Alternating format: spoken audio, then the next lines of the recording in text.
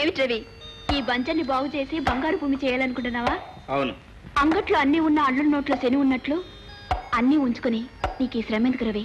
అంటే నేనే నీ దాని కాబోతున్నప్పుడు మరి నా ఆస్తి నీది కాదా?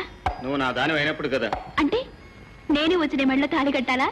కట్టినా కట్టించుకున్నా కావాలనుకున్నప్పుడు కదా. అయ్యా బ్రహ్మచారి గారు, మరి ఏ చెల్లి పెళ్లి చేయడానికి నీ వాయిదాలు? ఇది వాయిదా కాదు, తీర్మానం. ఏమని? ఈ జన్మకు పెళ్లి చేసుకోనని. రవి క్షమించు పద్మ. కొండవాగుతో పాటు బండరాయి కూడా దూకుతుంది, కానీ అది పగిలి ముక్కలై ఇసకై వాగుతో పాటు సాగలేక ఎక్కడో ఓ చోట ఆగిపోతుంది. ప్రస్తుతం నా పరిస్థితి అంతే. నీతో పాటు నేను సాగలేదు. రవి, నన్ను ఏడిపించడానికి ప్రయత్నిస్తున్నావా లేక నా ప్రేమను పరీక్షిస్తున్నావా? మనసున్న చోటే పరిహాసాలు పరీక్షలు పద్మ. నేనిప్పుడు మనసు వచ్చిన మనిషిని. నువ్వు మరో దారి చూసుకోవటం మంచిది. రవి, నీవి మాట మనస్ఫూర్తిగానుంటే నాకు మరో దారంటూ లేదని నీకు తెలుసు. కానీ కానీ ఎందుకు రవి ఇలా మారిపోయా? నువ్వు పేదవాడివయ్యావని, నన్ను చేసుకుని నా ఆస్తి మీద ఆధారపడి బతికితే నలుగురు నవ్వుతారని ఆలోచిస్తున్నావా? నలుగురు అనే మాటలు నేను లెక్క చేయనని నీకు తెలుసు. అయితే ఎందుకు రవి ఆస్తితో వచ్చి నీ మీద ఆడపెత్తనం చెలాయిస్తాననుకున్నావా? నువ్వు అలాంటి దానివి కావని తెలుసు. ఇంకెందుకు రవి, నీకు మనసిచ్చి నిన్నే నమ్ముకుని నీ దాన్ని సుఖపడదామని కలలు కంటున్నా నన్ను ఎందుకు దూరం చేస్తున్నావు? దగ్గరయ్యే అదృష్టం ఆ దేవుడు మన నష్టం రాయలేదు కనుక. రవి క్షమించు పద్మ, నన్ను మర్చిపో.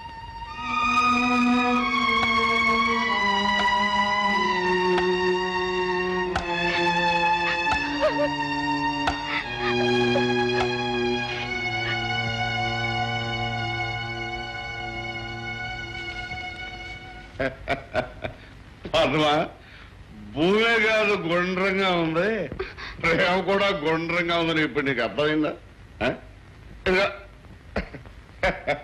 ఇంత పెద్ద బావు నేనుంటే ఇలా బావి దగ్గర కూర్చుని ఏడుస్తావు ఇంతగా. పద్మ పద్మ, నా మాట మన ఇద్దరం ఒక ఇంటోళం అయ్యి మన ఇంట్లో ఇక నవ్వుకున్నాం. అమ్మని అమ్మ, ఇక నుంచి తాగుపోతా తిరిగిపోతా అన్నావంటే ఆబోతులు అయిపోతాను. జాగ్రత్త. నేను చెప్పిన మర్యాదగా నువ్వు నా కోసం పుట్టావు, నేను నీ కోసం పెరిగాను. నా మాట విన్నావా సరే, లేదా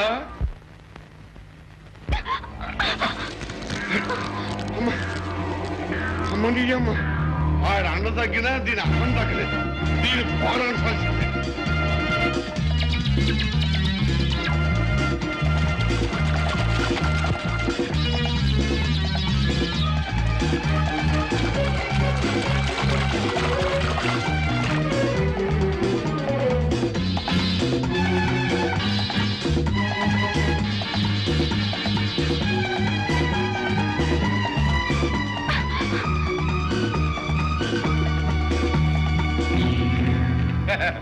అమ్మని అమ్మ, ఈ ధృతరాష్ట్రుడు గౌగుల నుంచి నిన్ను ఆ దేవుడు కూడా తప్పించలేడా?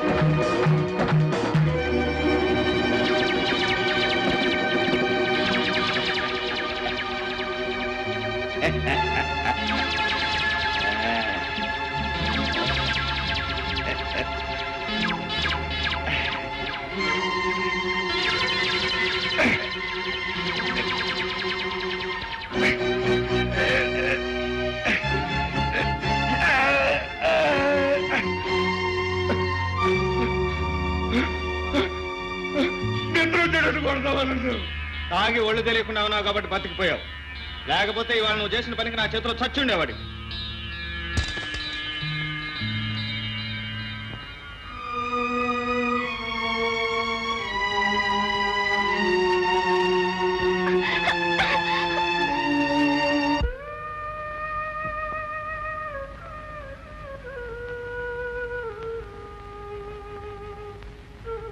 పిలిచారట? అవును బాబు, నేను ఎందుకు పిలిచానో నువ్వు ఊహించే ఉంటావు, కానీ నేను ఏం చెప్పబోతున్నానో నువ్వు ఊహించలేవు. చెట్టును కదిపి పట్టనట్టు వెళ్ళిపోవటం గాలికి సహజమేమో, కానీ మనస్సును కదిపి ఏమీ పట్టనట్టు వెళ్ళిపోవటం మనిషికి ధర్మం కాదనుకుంటాను. క్షమించండి మావయ్య, మనిషికి మనసు ఒక్కటే ప్రధానం కాదు, తన మనుగడ కూడా ముఖ్యం. జీవితాన్ని పండించుకోలేని మనసులు ముడివడినా ముచ్చటగా ఉండలేదు. అంటే నా బిడ్డను చేసుకుంటే నువ్వు సుఖపడలేవనా? ఎందుకని బాబు? అమ్మాయిలో ఏ లోపం ఉందని? ఏ లోపం లేదు కనుకనే తనకి ఏ లోటు లేని సంసారం దొరకాలని కోరుకుంటున్నాను మావయ్య. బాబు, నాది కష్టపడి జీవించాల్సిన జీవితం. ఏ కష్టం ఎరగని మీ కూతురికి మరో మంచి సంబంధం వెతకండి. వెతికితే దొరికేవి బంధాలే కానీ అనుబంధాలు కావు బాబు. ఒకవేళ నువ్వు ఈ పెళ్లికి ఒప్పుకున్నా, పెళ్లికి ముందు నీకు ఒక నిజం చెప్పాల్సిన బాధ్యత నాకుంది. సమయం వచ్చింది కనుక ఇప్పుడే చెప్పటం నా ధర్మం. రా బాబు.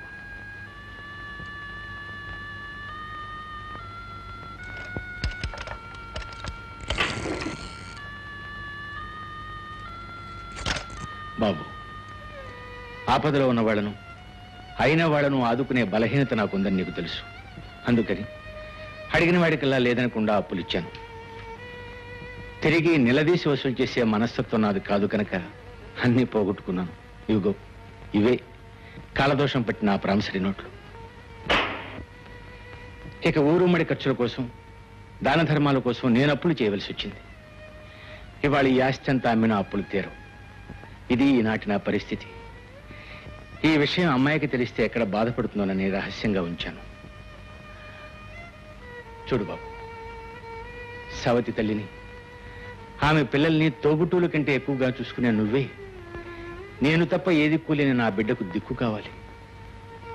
చెప్పు బాబు, అమాయకురాలైన నా బిడ్డకు తోడునీడగా ఉంటానని ఒక్క మాట చెప్పు.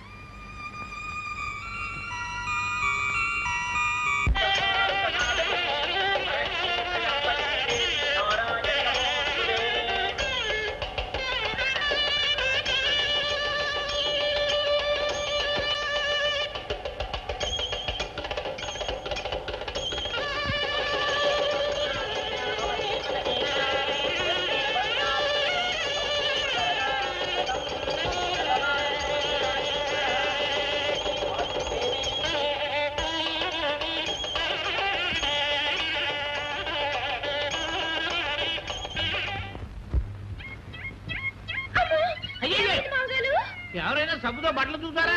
మా ఇంట్లో ఒంటికే రాసుకోము. దానికి ఏం తెలుసు చిన్నపిల్ల అన్నయ్య గారు. నేను ఉతుకుతాను పదమ్మా, లోపల పద. ఎవరు ఉతికితే నాకే, నా పంచి మాత్రం తెల్లగా కొంగరెక్కలే ఉండాలి. ఓ ఆ, అలాగే. ఆ, కొంగరెక్కలా ఉండాలా? ఆ. కొంగరెక్క కొంగరెక్క అండి. ఏమిటమ్మా ఇంకా తెమలేదు? ఏమిటి చింతపండు పెట్టి తోముతున్నావా? ఈ చింతపండు ఉంటే వారం రోజులు చారు కాసుకోవచ్చు. పోనీ మట్టితో తోంతానులేండి. అయ్యయ్యో, మట్టి తోట అరిగిపోతాయమ్మా, నీ చేత్తో తోమి. అలాగే మావయ్య. ఏరా పిడకలు లెక్కట్టమంటే నిద్ర అవుతున్నావా?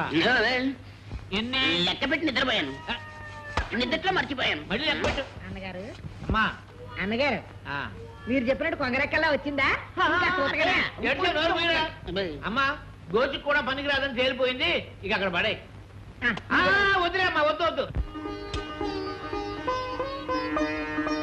అమ్మగారు, అక్కడ పెట్టు. ఏమిటమ్మా ఇవన్నీ? ఏముంది అత్తయ్య, ఇది డైనింగ్ టేబుల్, అది సోఫా, అది స్టీల్ సామాన్లు. ఎలా ఉన్నాయి?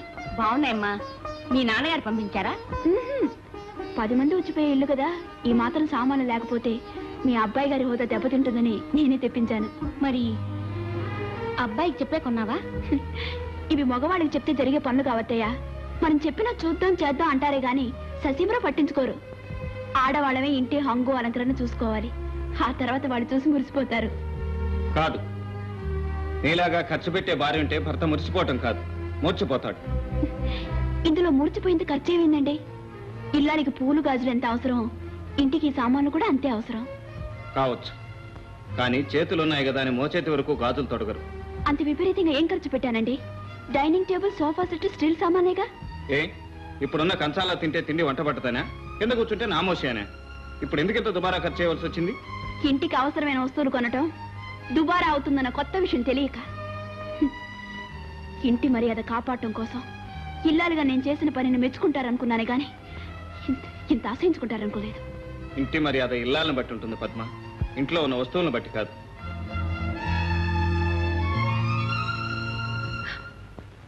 తులసి, ఏమిటిది?